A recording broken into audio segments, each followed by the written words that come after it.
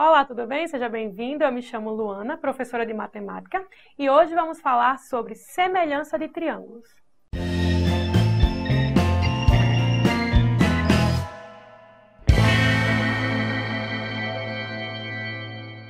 Semelhança de triângulos. Bem, vamos estudar hoje a semelhança entre os triângulos. Dois triângulos são semelhantes se e somente se possuírem dois ângulos ordenadamente congruentes, ou seja, com medidas iguais. Então, temos aqui esses dois triângulos, certo? Observe aqui as informações. O triângulo ABC, que é esse maior, é congruente ao triângulo PMN. Se somente se o ângulo A for congruente ao ângulo P, o ângulo B for congruente ao ângulo M e o ângulo C for congruente ao ângulo N.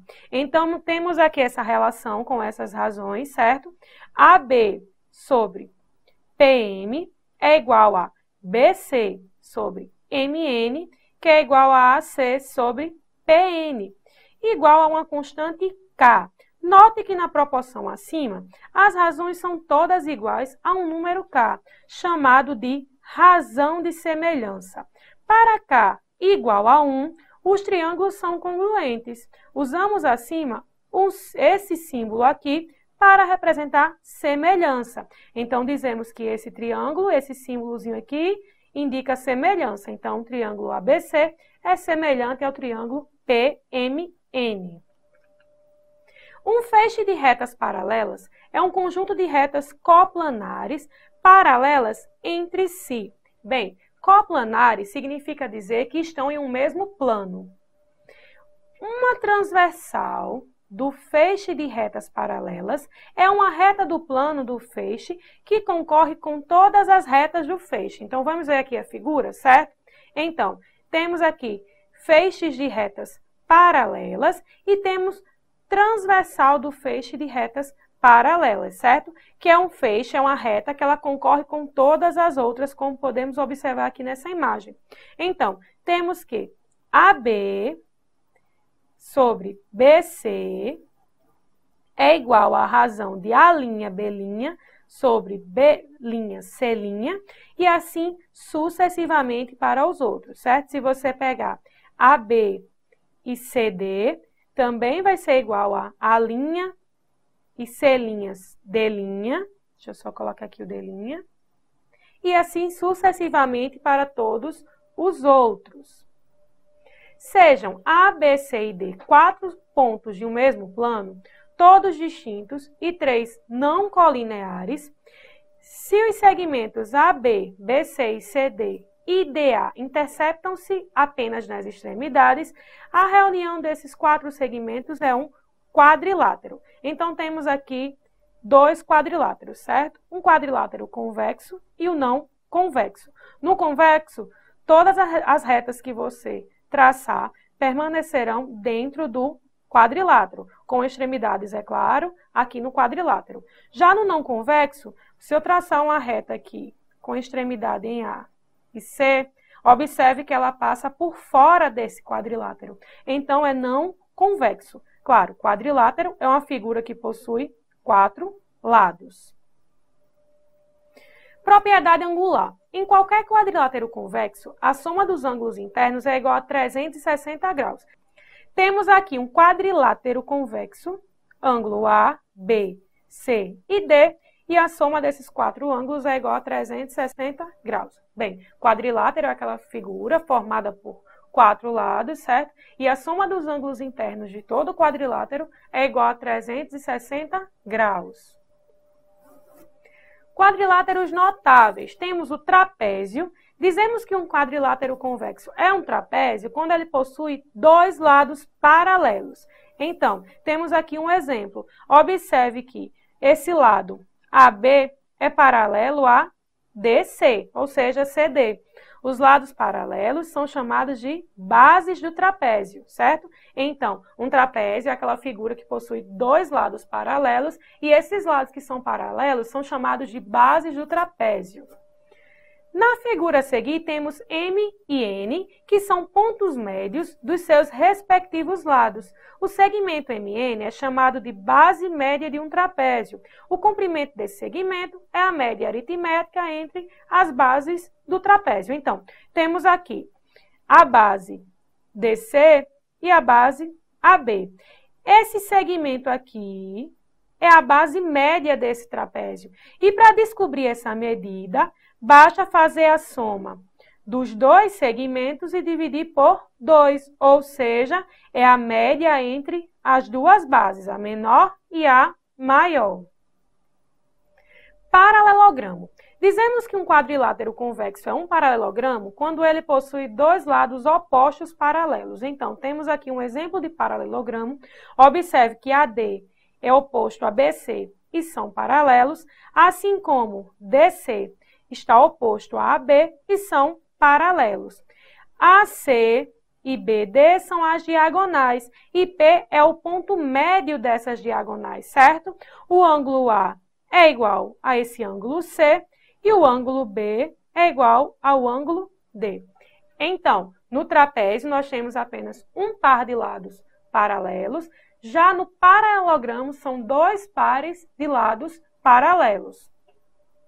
Retângulo. Um quadrilátero convexo é um retângulo se e somente se possui os quatro ângulos internos congruentes. Então, temos aqui um retângulo, certo? Onde AB é igual a CD e AD é igual a BC. As diagonais AC e BD são congruentes, ou seja, iguais. P é o ponto médio dessas diagonais e temos aqui que os quatro ângulos são iguais, medindo 90 graus. Losangos. Dizemos que um quadrilátero convexo é um losango quando possui quatro lados congruentes, ou seja, iguais. Temos aqui um losango, certo? Temos que AB é igual a AB é igual a BC, que é igual a DC, que é igual a AD, ou seja, todos os lados são medidas iguais, e as diagonais AC e BD são perpendiculares, formam aqui, ó, ângulos retos, certo? Se interceptam e formam ângulos retos. Quadrados. Dizemos que um quadrilátero convexo é um quadrado quando possui os quatro ângulos e os quatro lados com medidas iguais, certo? Os quatro lados iguais. Temos aqui um quadrado, então, AB é igual a BC, que é igual a DC, que é igual a AD. As diagonais AC e BD são perpendiculares. P é o ponto médio e os ângulos são de 90 graus. Então, observe as relações de inclusão entre os quadriláteros pelo diagrama. Bem, podemos observar o seguinte aqui, temos os quadriláteros, dentro dos quadriláteros temos os trapézios, os paralelogramos e aqui ficamos com quadrados, retângulos e losangos. O quadrado, ele tanto se encaixa na definição de losango, como ele se encaixa na definição de retângulo, porém a volta não é válida. O retângulo, ele não pode ser quadrado, ele não se encaixa na definição de quadrado, assim como o losango também não se encaixa na definição de quadrado. Então, vimos aí os quadriláteros notáveis e agora iremos responder algumas questões para reforçar tudo o que vimos nessa aula.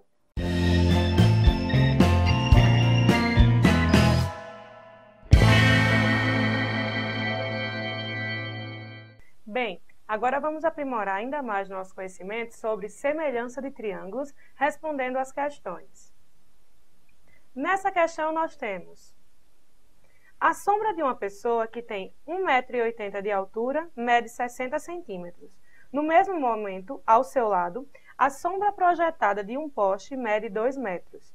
Se mais tarde a sombra do poste diminuiu 50 centímetros, a sombra da pessoa passou a medir... Bem, vamos analisar essa questão.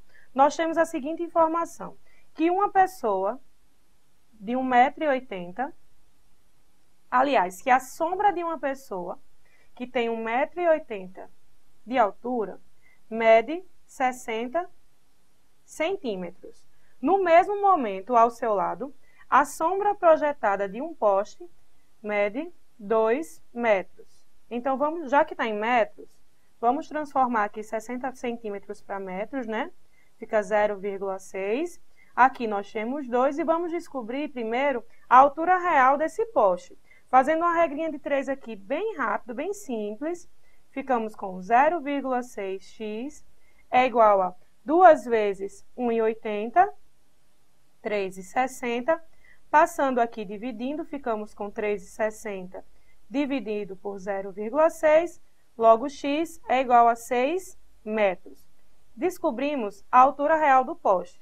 Aí, continuando a questão, se mais tarde a sombra do poste diminuiu 50 centímetros, a sombra da pessoa passou a medir, bem, vamos pegar a altura da pessoa e agora vamos descobrir qual será a altura da sua sombra, certo?